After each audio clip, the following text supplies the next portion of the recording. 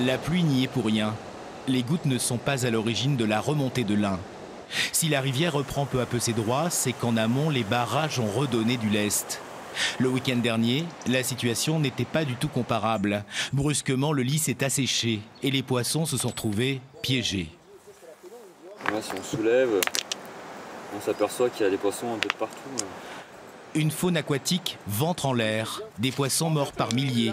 De quoi provoquer la colère des défenseurs de la rivière d'Ain. Alexandre est de ceux-là.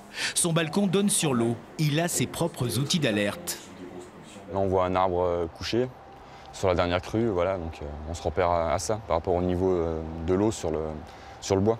Voyant le niveau baisser en quelques heures, le président des pêcheurs du secteur a gardé un œil sur la courbe du débit de l'Ain. Le yo-yo venait de commencer. Là, voilà, on se rend compte, le 28, tout début d'après-midi, là, voilà, on se rend compte qu'il y a une descente vraiment brutale. La courbe est vraiment... elle parle d'elle-même, quoi. On voit vraiment que ça bouge tout le temps. Il y a quelques gros poissons, des adultes, qui ont été retrouvés. C'est très très rare. La baisse a été tellement rapide que même eux, avec une grosse capacité de nage, n'ont pas réussi à redescendre dans le lit de la rivière.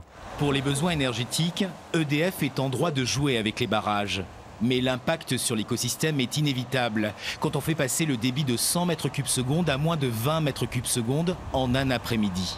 C'est la première fois depuis vraiment plusieurs années et même cette année que nous avons ce type d'événement sur une manœuvre qui est tout à fait habituelle à cette période de l'année. Est-ce que c'est dû à la sécheresse et au fait que les poissons soient un peu plus fatigués par ce qu'ils ont traversé?